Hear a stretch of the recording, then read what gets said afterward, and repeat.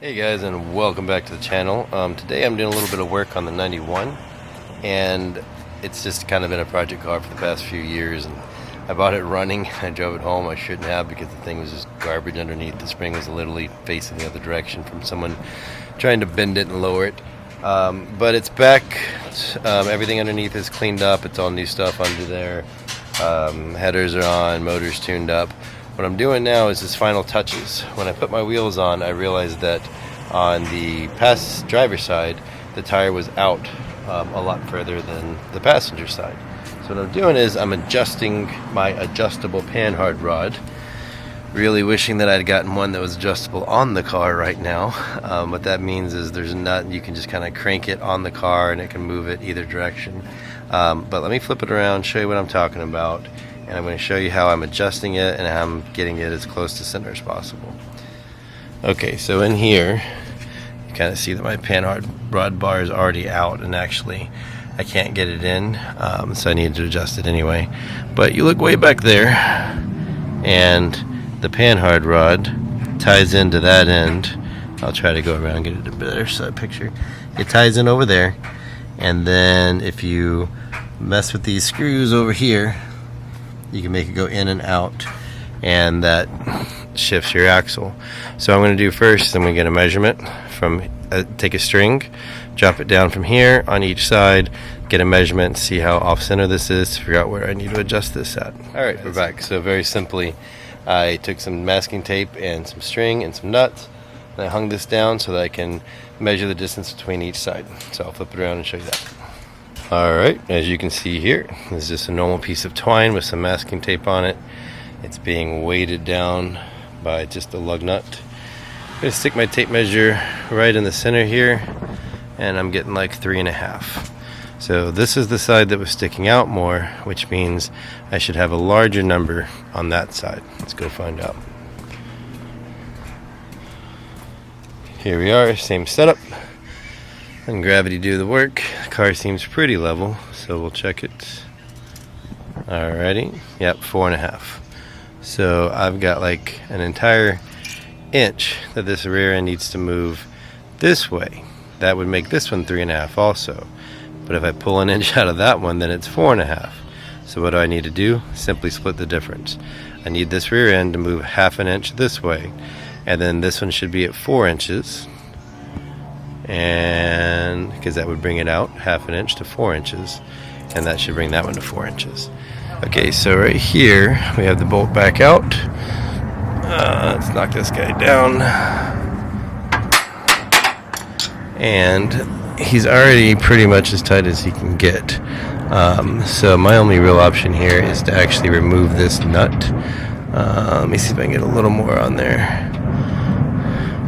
And I think that nut is where I need to be. If I bring it up here, that hole's pretty close to being the same to what it was. So I'm going to remove the nut. This nut is for jamming it into position anyway, and the position that it's in is not proper yet. So I'll save this nut so that once I do the final assembly on this car and it's painted and I'm checking everything out, if it's shifted, I can still reuse the nut. This guy is nice and long for support. Okay, I'm going to use both hands to get this guy out and get this nut off. There we go. So yeah, now I just need both hands to remove this nut. Maybe not. And that's all I'm doing. I'm going to use this nut to get that extra little bit of, what is that, probably 1/4 inch or so. Okay, let me get my hands. Okay, so I've tightened this guy all the way up. You look over here. If I can get this guy in, hold on.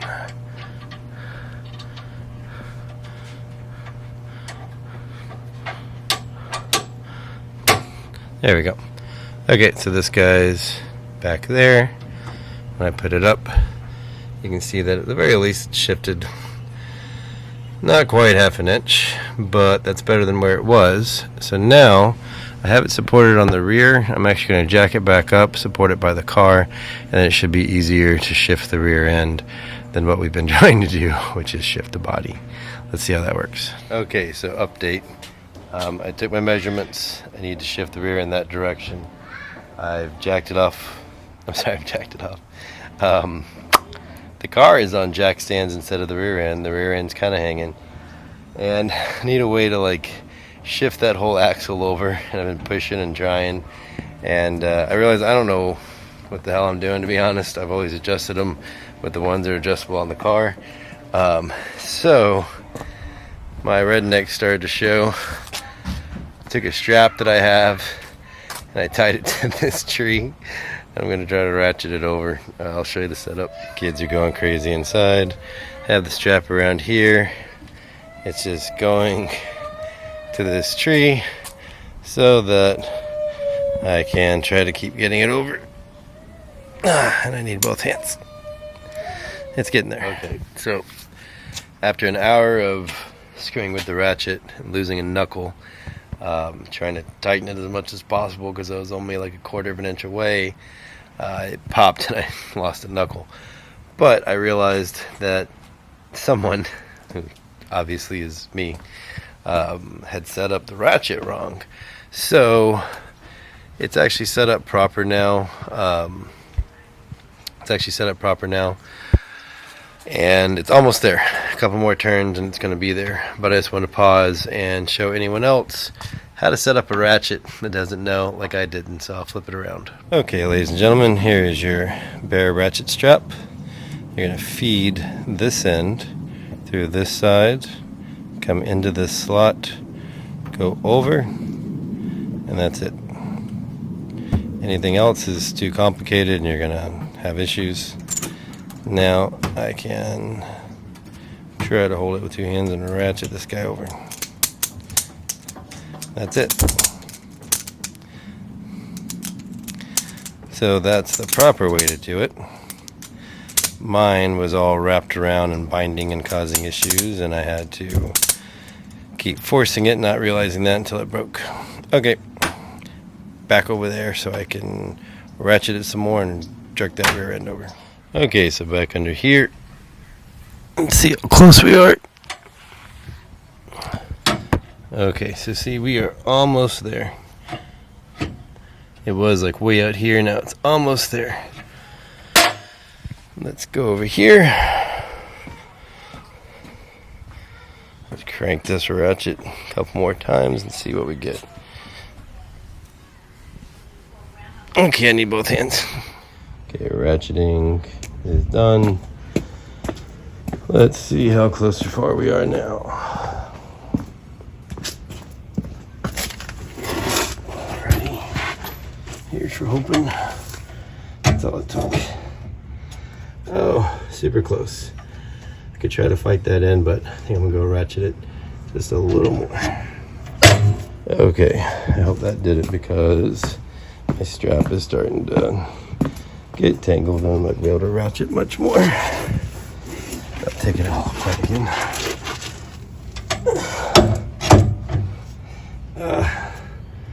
I don't know. Super close. Okay, let's try to ratchet a little more. Okay, so it was still just a quarter of an inch off.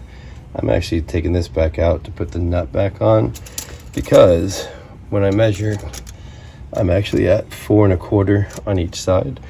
So it's where it needs to be, but I just have to adjust this into the spot it needs to be. So thankfully I can actually put the nut back on and have it centered if I can find the nut. Okay, as you can see, I pulled so much that my jack stand's tipping, but the bolt is in, so we're good. Get this guy in there some, case through. Yay, rear end should be centered. Alright, bolt is tightened. Before I try to jack it up and fix the jack stands, I'm going to undo my strap so that it doesn't try to pull it over more because I'm pulling it off. So here we go. Once again, I need both hands. And she's on the ground. Let's take her in for some measurements. I don't think it's going to be exact, but I think it's going to be close enough to drive it to the shop to finish up all the other stuff. I got to do the metal on the roof and things. And that way I can just adjust it on the lift, or probably just get an adjustable Panhard rod. On-car adjustable Panhard rod. Let's get some measurements. Here we go. Alrighty. So, yeah, see, this one's still not quite there. It's like about 4 inches. And I'm pretty sure this one's probably 4 1/4.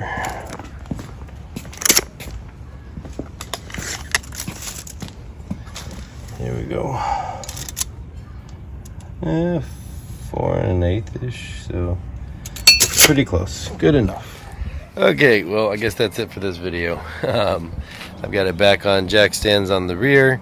The reason that I have not put tires back on is because I'm going to take the front off and I need to bleed the brakes. So basically this car, like I said, it was just total garbage when I got it. I basically pulled everything off the bottom. I put in a 4th gen rear end so I could have disc brakes. I used a 342, even though it's an automatic, just to give it a little more oomph. I did shock, springs, Panhard rod, lower control arms. I changed to a plastic 4th gen fuel tank as well, so that I could eventually run E85. I upgraded to a Walbro 255, I think it was. Ran some SAN lines. Basically, I got 6 AN lines.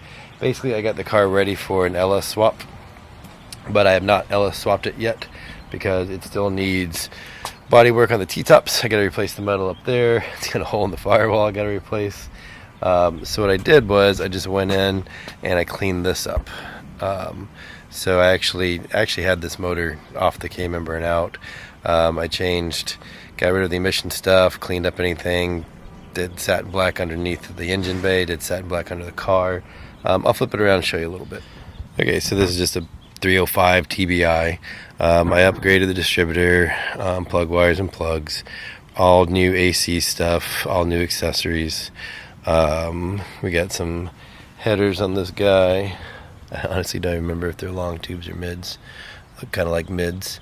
Really nice white pipe though, Borla exhaust going on it.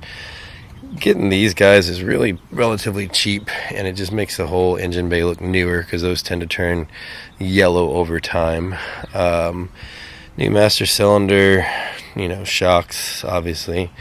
The inside is still completely gutted, and we had rain. Back here you can kind of see through the dirty glass the fuel trap door that's there solely because the original owner got a big nasty hole there. I cleaned it up some. I got to put a plate on it. But underneath the car, TA girdle, sway bars. The front's got the Wonder Bar, sway bars, shock springs, all that good stuff. So the underneath of the car is pretty much done. I am just working on getting the top ready for paint, and then I actually have all of my interior stuff over there. I've already taken it out and cleaned it up and gotten it ready. This is for the 3rd gen, this is for the 4th gen. This is the paint I use. It's a little lighter than factory, but that's what I use to paint all my plastic panels. And I'm going to put it back with a black carpet, black headliner, so kind of do like a 2-tone interior. Since the gray was a little lighter than factory, I think it'll look cool. But yeah, not much else to show on here. I can show you the front suspension pieces somewhat. You can kind of see down in there. The red bar poking through is the Wonder Bar. Then we've got the sway bar, if I can get it to focus down in there. Probably not.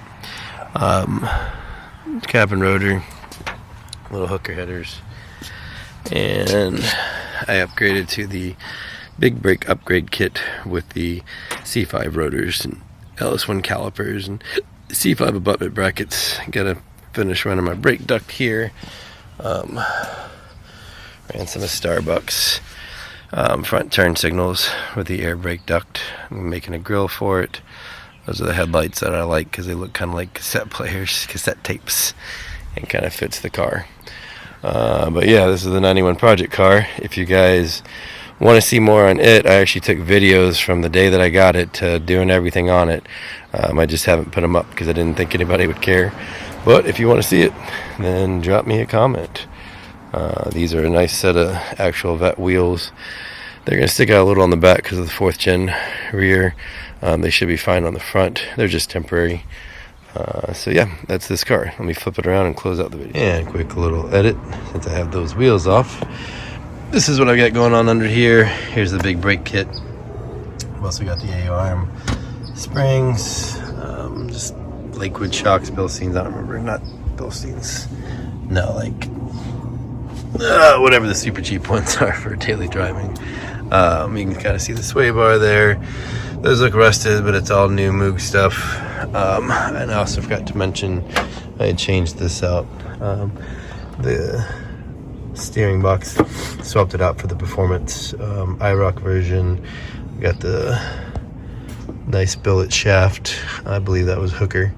And yeah, just gonna stick this inside the video since I took the tires out. Okay guys, that's it. It's probably completely and utterly the wrong way to adjust your rear end.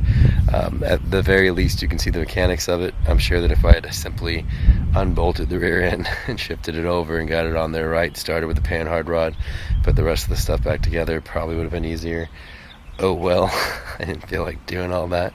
So instead I lost a knuckle and learned that I have a very strong tree in the front yard. If you guys like watching this stuff, you know, give me a thumbs up, subscribe, and if you want to see more videos of this car, I got plenty of them, so just let me know.